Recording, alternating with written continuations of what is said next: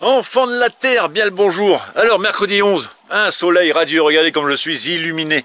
Bon bref, lundi matin, il y a eu un coup de gel. Donc enfin j'ai pas perdu des plants, mais comme je disais là par rapport aux tomates là,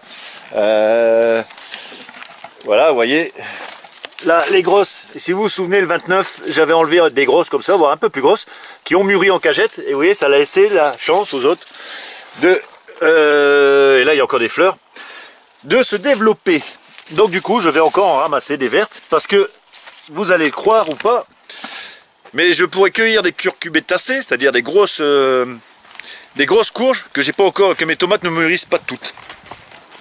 Donc voilà, c'est le problème du Cantal. C'est pour ça que je fais des vidéos aussi par rapport au Cantal, comme notre ami Père Maltitude qui lui est à 1000 mètres d'altitude, pour que ceux qui sont dans des contrées un peu compliquées comme ça, ne se découragent pas, il y a toujours de la vie. Vous voyez, voilà, il y a des courges, voilà, ici, celle-là je pourrais la récupérer, et celle-là aussi. Alors, vous voyez, hein, c'est...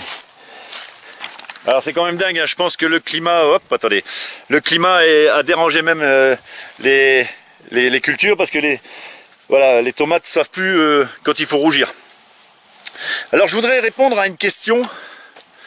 Alors attention, c'est un échange, hein. C'est pas pour qu'après vous laminiez sur les coms que vous lâchez. Parce que ce que j'ai apprécié aussi parce que là je suis en train de relire, là je fais tout en pêle-mêle là. Je suis en train de relire tous les coms au fur et à mesure et je reprends les plus pertinents pour avoir cet échange avec vous en vidéo. Et j'ai apprécié, c'est que vous avez des échanges entre vous, et ça je trouve ça extra.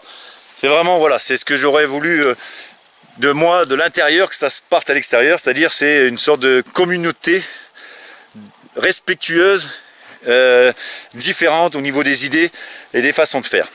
Alors, c'est parti.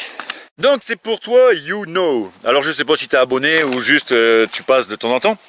Alors oui, tu me dis à moi que tu as l'impression que je suis un mouton parce que je fais les mêmes légumes en général que toutes les autres chaînes YouTube du potager.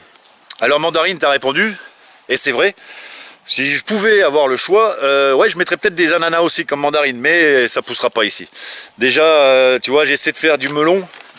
Après je dis pas que je sais cultiver, hein. Je suis pas un Damien, un Blake, un Olivier, un Mode, enfin tu vois tous ces gens qui s'y connaissent et qui assurent à mort. Mais voilà.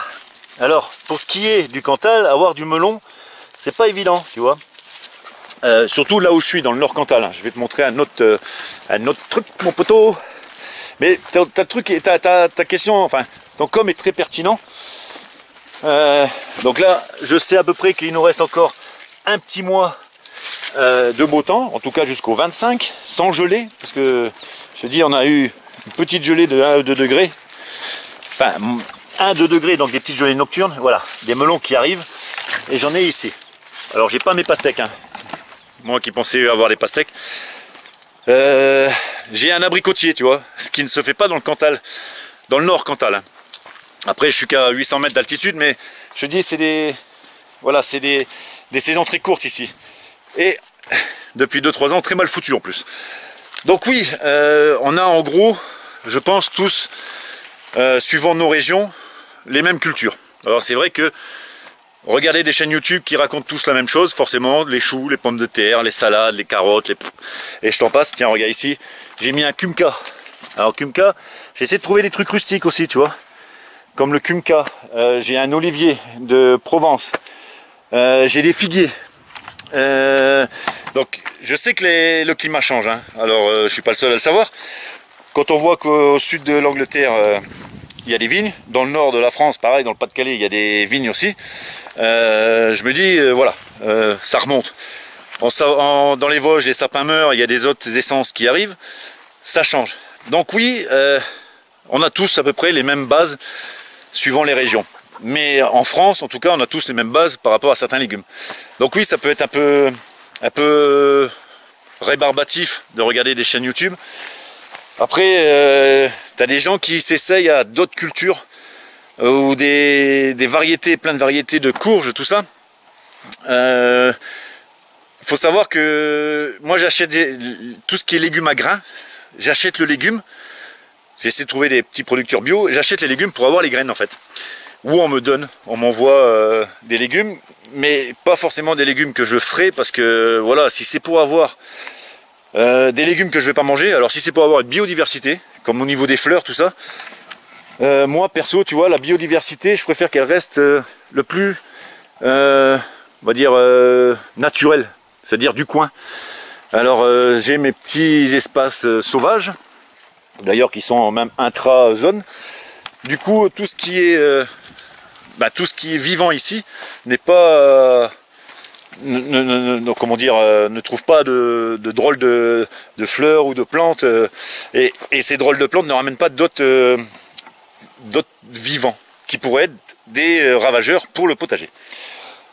Donc oui, you know, je fais à peu près comme tout le monde, forcément.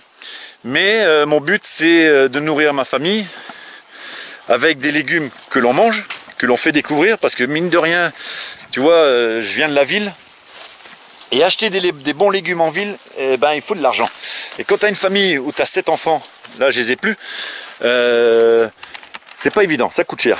Donc là on peut voir, j'ai une deuxième, ouais, il va refaire beau, j'ai des framboises qui reviennent en fait, je m'aperçois de ça.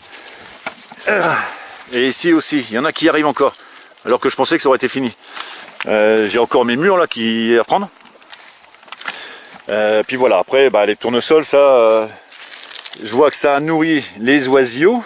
Il y a plus de graines. Alors j'ai récupéré plein de têtes quand même. Vous voyez ici, il manque la tête pour l'année prochaine, hein, quand même. Parce que le but avec les tournesols, ça va faire des haies d'ombrage. Alors comme je te dis, ça peut te paraître rébarbatif, mais bon, moi le but c'est pas d'être célèbre ou quoi, mais juste d'avoir un échange. Et puis je peux te dire que j'ai des échanges qui se sont rapprochés d'ailleurs, des échanges qui se font plus profonds. Tu vois, comme là, une petite, alors il y a eu 1 degré seulement, hein. Je rentrais en moto, il faisait 1 degré, et ben ça, il y a une petite gelée assez pour te tuer. Des petits plants qui sont partis juste après la canicule. Voilà, ici aussi, celle-là est plus grande, ça a tué les premières, mais pas les autres, mais quand même une petite joute.